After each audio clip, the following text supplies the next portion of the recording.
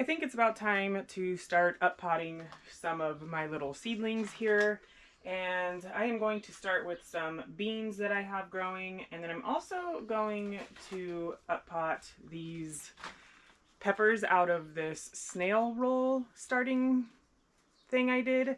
I am most excited to see how this one actually uppots, if it's easy or not when I unroll it, to see what we're looking like, what the little plugs look like. So I'm going to do this one in just a minute, but I'm going to start with some of these other varieties here, these beans, because they just look like they really need to get out of these tiny little plugs. So what I've done is I've already put some dirt in here and labeled all of my containers. So now I just got to find the bean that goes with the label. So like Blue Lake are these guys over here. So I am just going to start with these. And the easiest way that I have found to get these guys out is just by kind of pushing up on the bottom and pulling on the stem very gently. And you can see here all the roots. So this thing is definitely ready to be uppotted.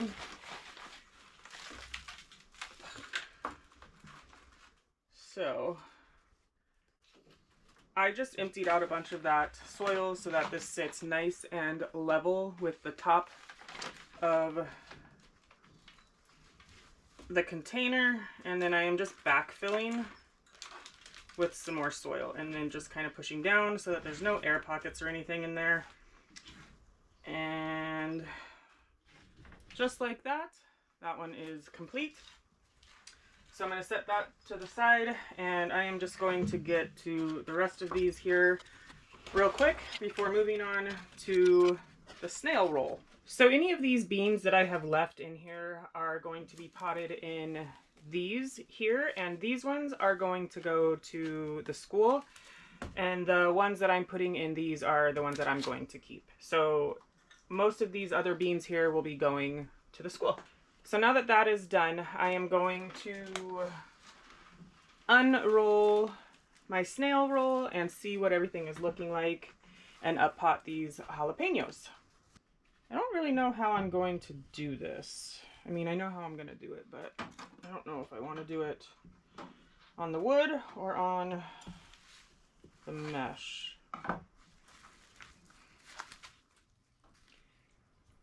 And I am doing this another way as well with paper, and the paper ones seem to dry out. This foamy stuff seems to hold the water or the moisture really well, and I don't know where to get this stuff. I will reuse this one though. All right, here we go.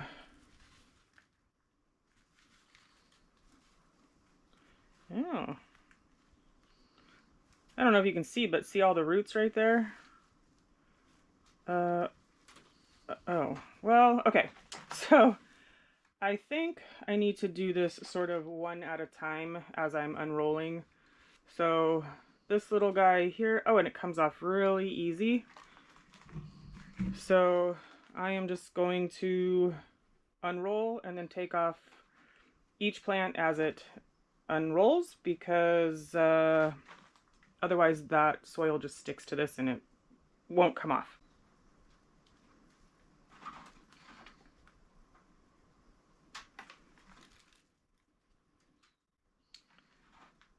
Okay, just like that.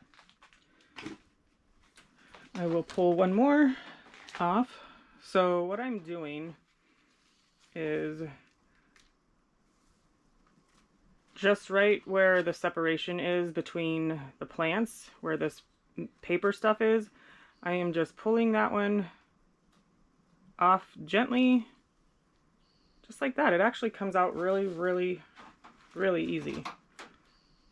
And then putting up, making a hole with my finger, putting the little plug in there, and then covering it up with some soil.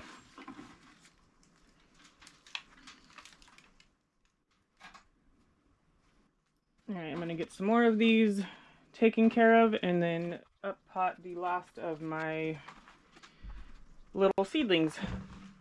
All right, I'm gonna set these aside because these ones are going also to the school.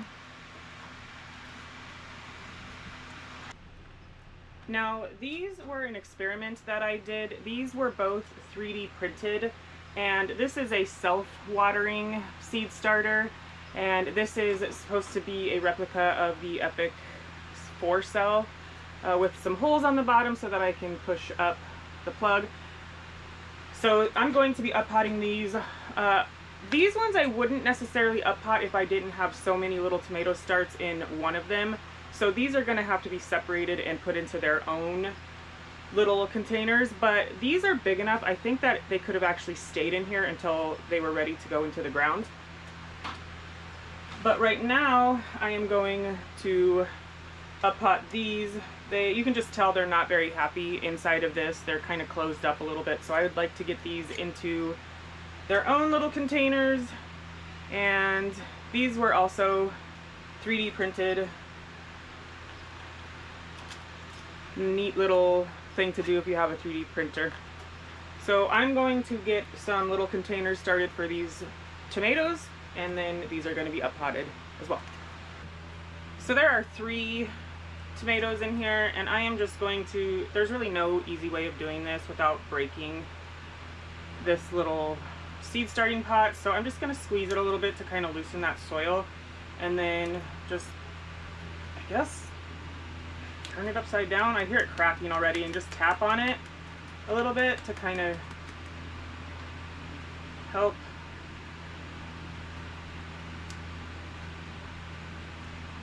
that plug come out without doing that. So that is what I didn't want to happen. So I don't know if these ones will grow, so I'm just going to put those ones right back in there because I have extras. So that was kind of unfortunate and one of the downsides of this little starter. But this one has 2.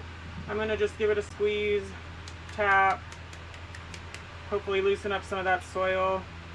There we go.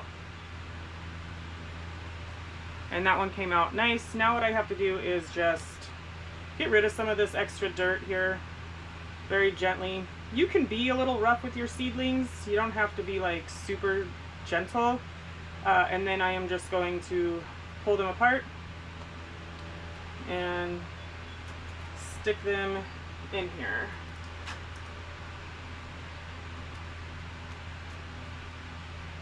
One more time. And with tomatoes, you probably have heard this 100 times, is that you can actually take the tomato and plant it a lot deeper than you would think. Now, if there were more leaves on this thing, I would actually maybe pull off the bottom couple of leaves and bury it pretty darn deep. I'm still gonna bury it deep, but just not that deep because these guys are on the smaller side. Okay, so I got those taken care of, and then I'm gonna just hold this little seedling kind of in between my pointer finger and my middle finger as high as I want it up, and then I'm just going to backfill with some soil, and then I'm just going to hold it where I want it.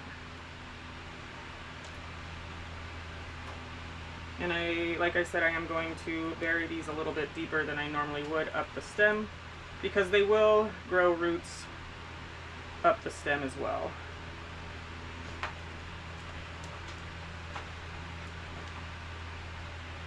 And like I said, these are a little bit smaller than I would have liked. But what are you going to do?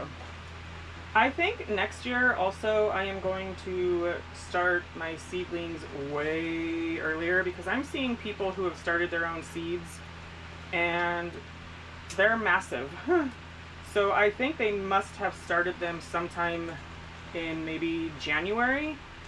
And I have a greenhouse and heat mats and all those things, so I can hopefully get away with doing that. But I just don't like the size of these. Hopefully after I fertilize them, which is what I'm going to do today also, they will start to put on some growth. Now I'm going to find a tray to set these on, because I want to bottom water these. So This is not the prettiest tray, but that's all right.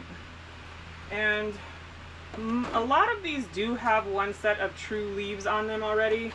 So I am just going to go ahead and fertilize these. And just kind of see how things go.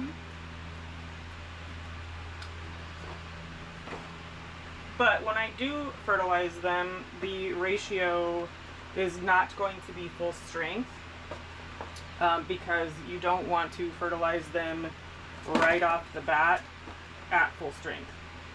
So I will probably put, I don't know, a quarter or less of the amount of fertilizer that I would normally use in a watering container, watering can, and then I will mix it, and then I will put the water in this tray.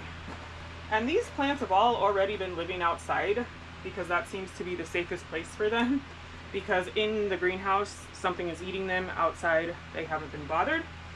So these will go right back outside once I get them watered.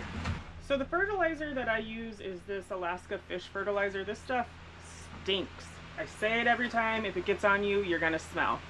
And then just a little watering can, and I'm just gonna kind of eyeball this. Ugh. And just do a little squeeze of fertilizer in there. Oof. And then I'm just going to fill up this watering can.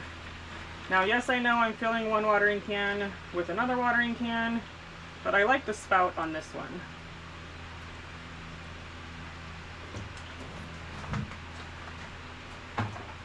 And I'm not going to use all of this water right away. I still have these other things that I need to pot up, so I'll have some extra water.